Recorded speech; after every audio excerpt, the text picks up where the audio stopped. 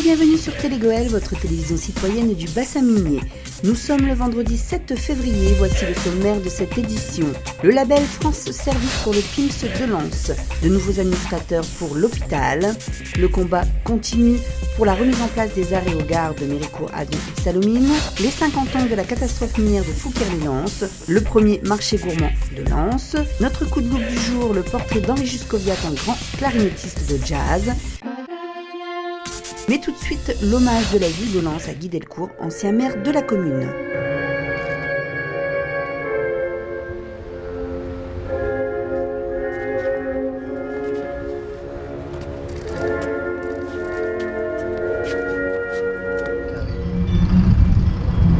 Guy Delcourt nous quitte.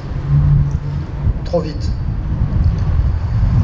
Je mesure l'épreuve que sa disparition brutale représente pour tous ceux qui l'ont côtoyé et apprécié. Aussi, vous comprendrez que je ne m'exprime pas uniquement en mon nom propre, mais au nom des citoyens de notre commune, en celui des anciens élus, des membres du conseil municipal qui m'entourent aujourd'hui et du personnel municipal. C'est ce jeudi 6 février qu'avaient lieu à Lens les obsèques de Guy Delcourt, maire de Lens de 1998 à 2013, décédé à l'âge de 72 ans vendredi dernier. Il était député de la 13e circonscription depuis 2007 et avait quitté toutes ses fonctions pour une retraite bien méritée en 2017. Figure politique du bassin minier, il a porté et défendu de nombreux dossiers comme celui de l'hôpital de Lens, de la rénovation des quartiers comme celui de la grande résidence, sans oublier l'arrivée du Louvre à Lens. Ils étaient une centaine à venir lui rendre hommage sur le parvis de la mairie, parmi eux des élus locaux, le maire de Lens Sylvain Robert, à qui il avait passé le flambeau en 2013, Lionel Jospin, un ami de longue date, sa famille, ses amis et beaucoup d'anonymes venus lui rendre un dernier hommage. Humaniste et homme de valeur à fort caractère sont les mots qui reviennent chez ceux qui sont venus lui dire au revoir.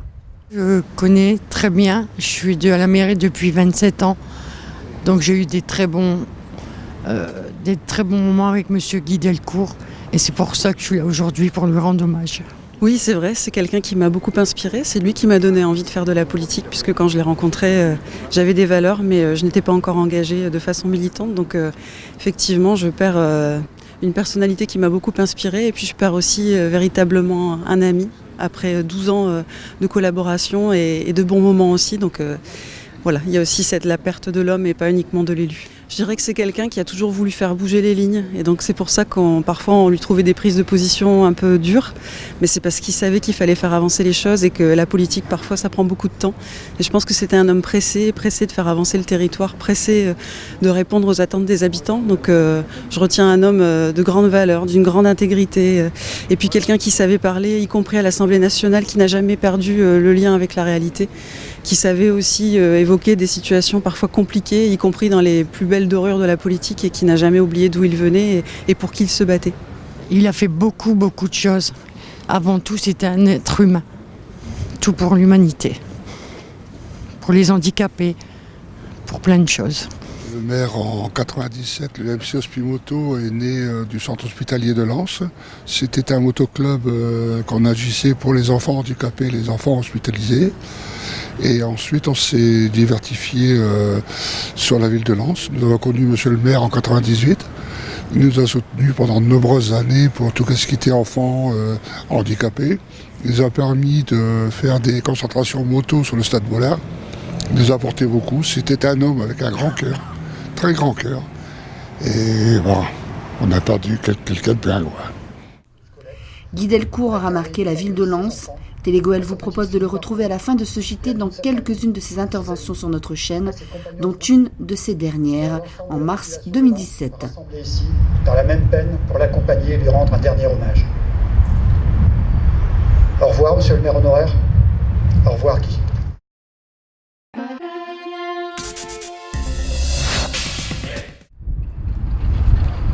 La labellisation France Service, c'est d'avoir des services publics beaucoup plus proches des usagers.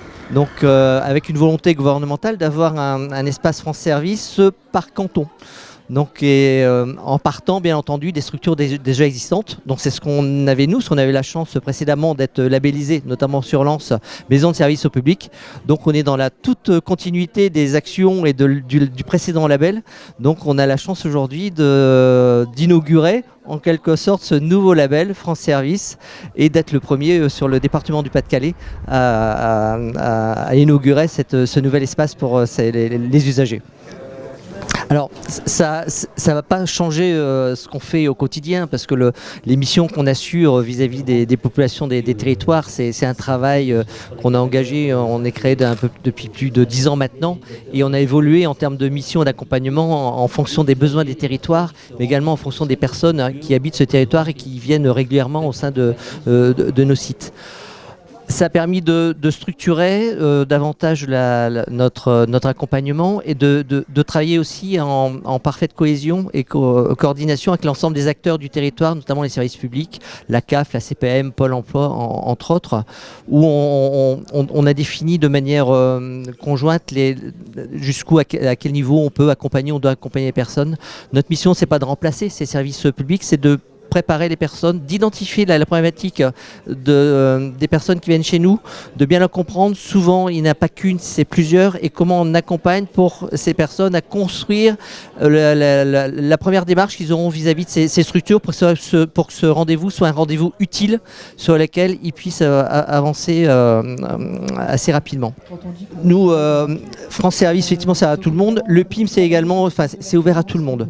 Donc, les personnes qui viennent ici sont accueillies par des médiateurs professionnels. On a la chance, et c'est officiel aujourd'hui, d'être certifié AFNOR dans les métiers de la médiation sociale. Donc c'est également une reconnaissance du métier et des activités que nous faisons au quotidien. Je souhaite effectivement que ces labels France Service soient de plus en plus connus pour montrer de quelle manière le territoire s'enrichit de services et pour montrer que les acteurs du territoire, que ce soit les services de l'État ou également les structures associatives ou les collectivités, se mobilisent pour garder une proximité vis-à-vis des personnes habitant les territoires.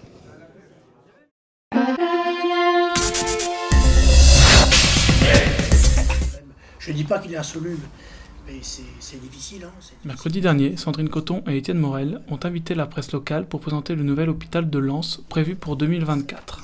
Nommés provisoirement à la tête du conseil d'administration du centre hospitalier auprès de l'agence régionale de santé, ils ont comme tâche d'organiser et d'accélérer les discussions concernant le début des travaux de la nouvelle infrastructure. Celle-ci était prévue pour le deuxième semestre 2021. D'ici là, un nouveau directeur verra naître ce grand projet de santé. Depuis d'ailleurs l'octroi de cette subvention de 90 millions qui s'est ajouté aux 102 millions, nous permet quand même maintenant d'avoir sur un projet de 308 millions d'euros, 192 millions financés par le ministère. Voilà.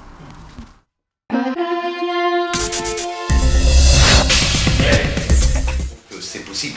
Comment on y arrive ? Alors, face à la nouvelle réorganisation des dessertes SNCF en mi-décembre, les maires des communes de Méricourt, Sallaumines et Avion, concernés par la suppression des arrêts sur ces lignes, ont décidé de mener des actions coup de poing. La région Hauts-de-France vient apporter son soutien au mouvement. Notre parti, qui est un parti public, il est saturé. La raison de ma présence ici aujourd'hui, c'est d'être au soutien des 3 maires qui se plaignent de ne plus avoir de dessertes suffisantes de leurs gares, Sallaumines, Méricourt et Avion.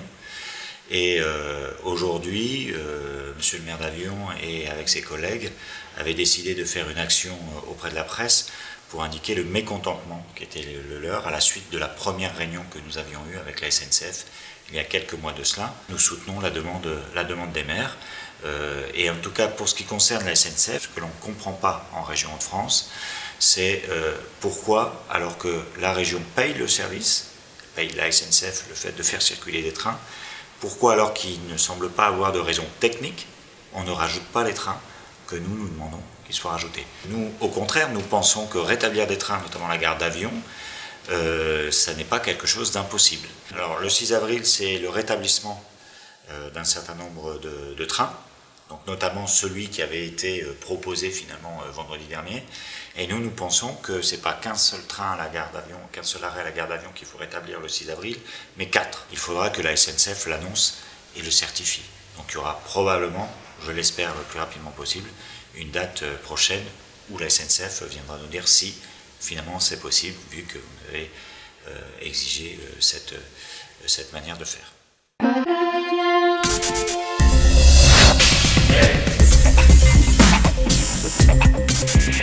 Merci pour votre présence aussi nombreuse ce matin. Le 4 février 1970, 16 mineurs perdaient la vie à la fosse 6 de Fouquier-les-Lances. 50 ans après le drame, la commune avait convié les familles touchées par cette catastrophe à venir commémorer ce tragique événement. Et oui, nous sommes le 4 février 1970, 50 ans déjà. Dans la matinée, une tragique nouvelle. Beaucoup de familles ont fait le déplacement pour accompagner la municipalité dans ce devoir de mémoire important au pied de l'église et devant les tombes de 2 des victimes de cette catastrophe. Roche Gabriel, Schiavone Mario, Stebanski Étienne. Un événement tragique qui a marqué beaucoup de familles qui ont bien voulu témoigner sur ce drame dans un documentaire réalisé par Télégoël que vous pourrez voir dans quelques semaines.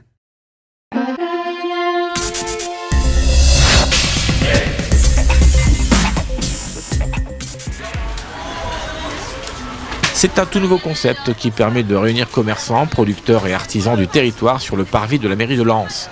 Il s'agit d'un endroit convivial pour se balader, acheter des produits de qualité, des produits locaux de saison et même des produits faits maison, avec, pour petit plus, le plaisir de pouvoir déguster tout ça sur place, en famille ou entre amis, dans une ambiance de fête. On a lancé avec Cofluence en décembre 2018 une démarche qui s'appelle Positive Lens. L'idée c'était de créer des étincelles chez les citoyens, de leur donner envie de s'investir pour leur territoire et de monter des projets, des beaux projets comme celui-ci. On a organisé une grande soirée le 7 juin au Stade Bollaert, dans laquelle on a imaginé une trentaine de projets. Et là aujourd'hui on est super fiers de vous présenter la première édition du marché gourmand 100% Made in Lens.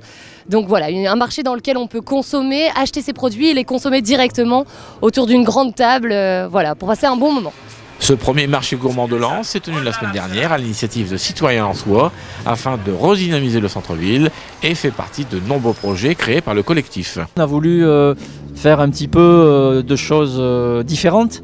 Donc c'est pour ça qu'on propose des produits donc avec une maraîchère qui est présente. On propose des produits de la mer, on propose des produits au niveau de boucherie, charcuterie. Qu'est-ce qu'on a d'autre? Des produits polonais. Voilà, donc des gaufres. Donc voilà, on a donc la personne peut manger. Si vous voulez, son entrée, son plat et son dessert sur le marché gourmand. On espère fortement que les habitants seront présents. Qui puissent partager ce bon moment et puis que l'on puisse après sur la durée en faire de plus en plus sur l'année.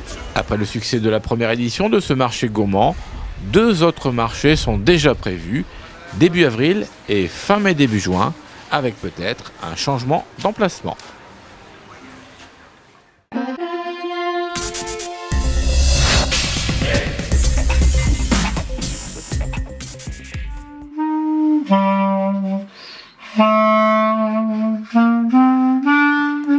86 ans et il n'a pas perdu son envie de jouer.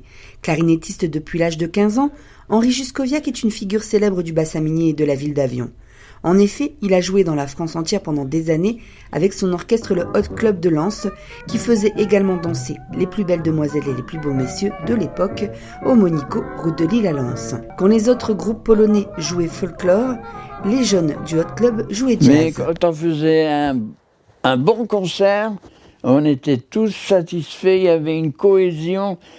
C'est les critères musicaux qui nous intéressaient. On n'était pas des professionnels, C'est d'avoir réussi à communiquer une ferveur aux différents publics qu'on rencontrait. Sa sensibilité à l'art l'emmène vers une autre passion, la collection d'affiches polonaises. Cinéma, cirque, spectacle, il possède plus de 250 affiches, une passion qu'il explique par la beauté de ses œuvres. Tout simplement le plaisir des yeux. Voilà. Et puis, l'origine, parce que c'est polonais, ça a été créé en Pologne. J'ai découvert ça Et bon, un peu l'amour de l'art, de la peinture. Dans l'une de ses dernières expositions, on pouvait y voir des affiches sur le jazz provenant de Pologne et datant des années 60 à 2000, avec de grands musiciens comme Duke Ellington, Billie Holiday ou encore Ray Charles. Mais la musique reste son premier amour et on ne se lasse pas de l'écouter.